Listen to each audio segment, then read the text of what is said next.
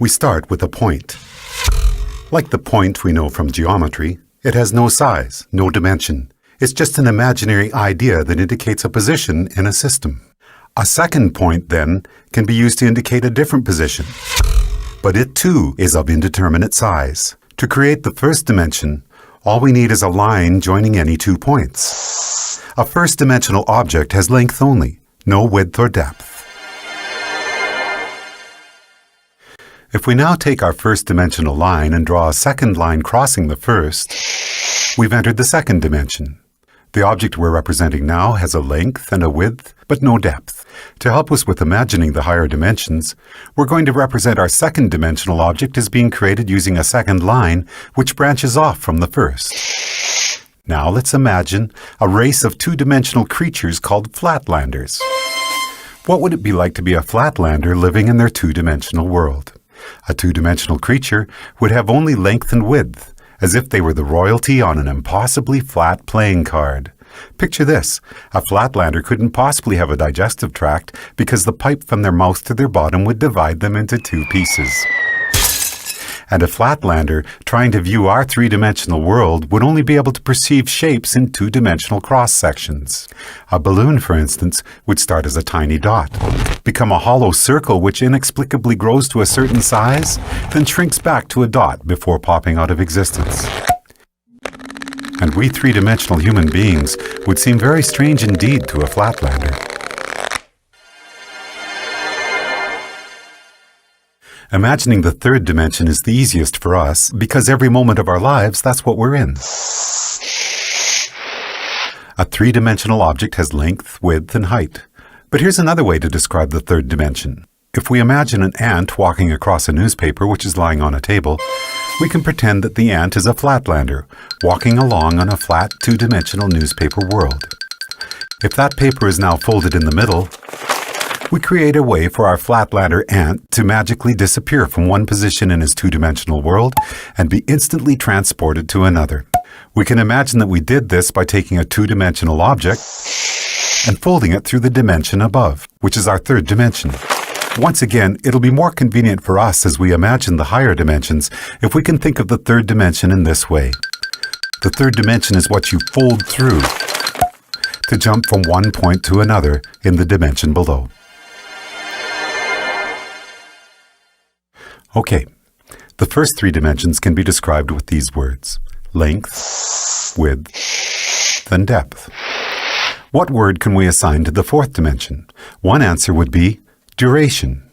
If we think of ourselves as we were 1 minute ago, and then imagine ourselves as we are at this moment, the line we could draw from the 1 minute ago version to the right now version would be a line in the fourth dimension. If you were to see your body in the fourth dimension, you'd be like a long undulating snake, with your embryonic self at one end and your deceased self at the other. But because we live from moment to moment in the third dimension, we're like our second-dimensional flatlanders. Just like that flatlander who could only see two-dimensional cross-sections of objects from the dimension above, we, as three-dimensional creatures, can only see three-dimensional cross-sections of our fourth-dimensional self.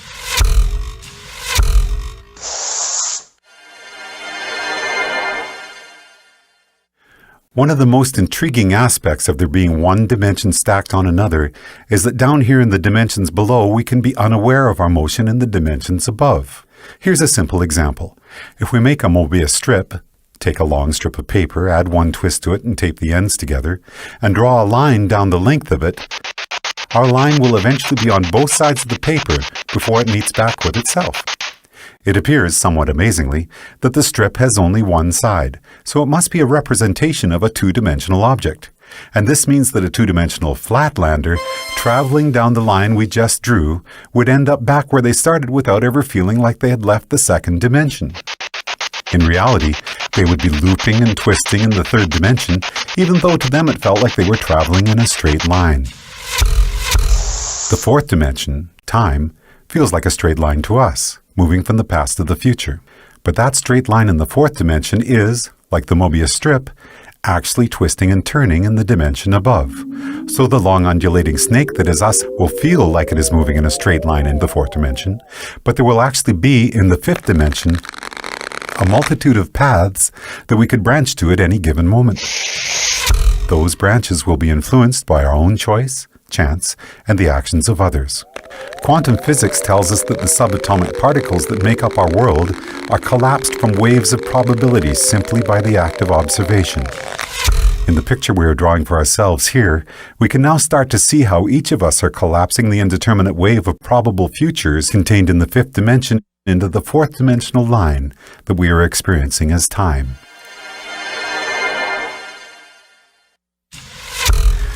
What if you wanted to go back into your own childhood and visit yourself? We can imagine folding the fourth dimension through the fifth, jumping back through time and space to get there.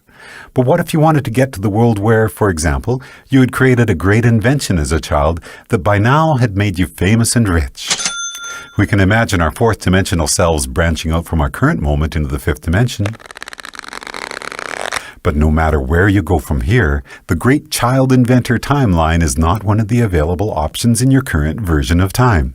You can't get there from here, no matter how much choice, chance, and the actions of others become involved. There are only two ways you could get to that world.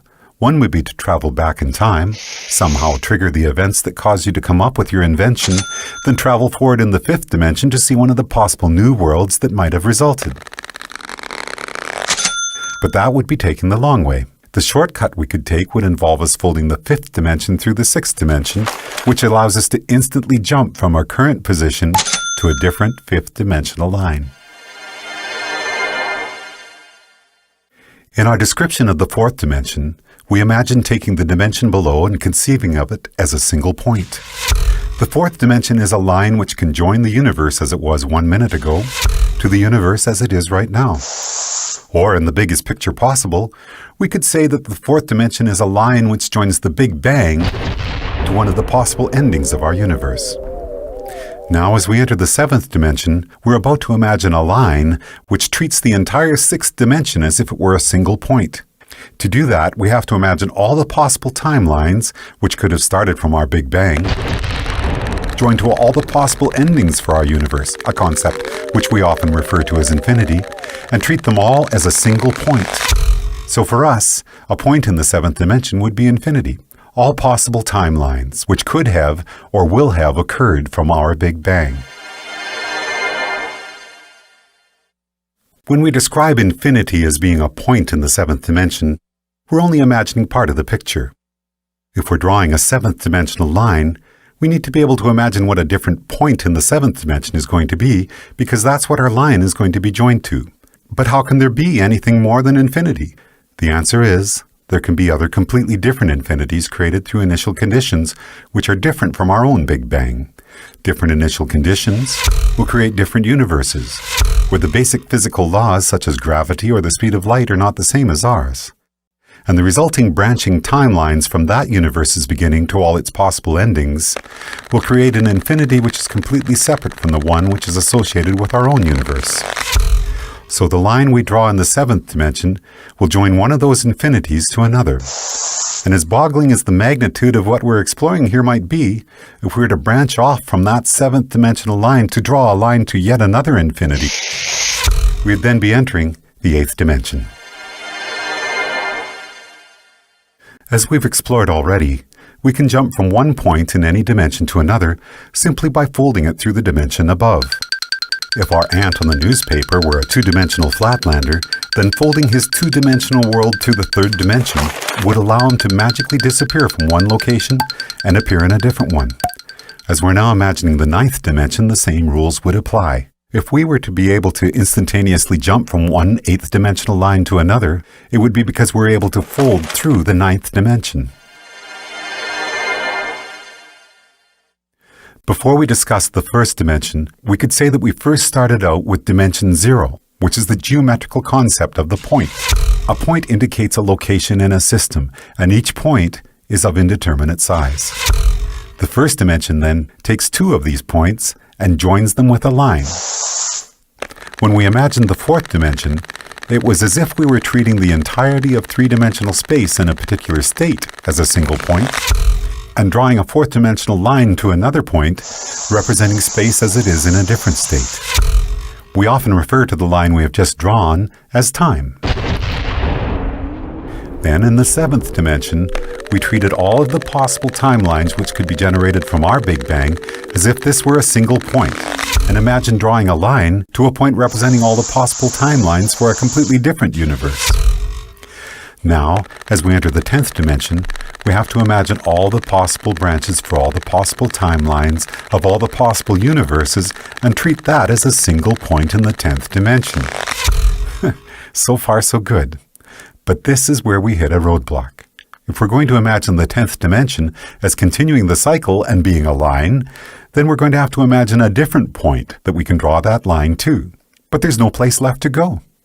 By the time we have imagined all possible timelines for all possible universes as being a single point in the 10th dimension, it appears that our journey is done.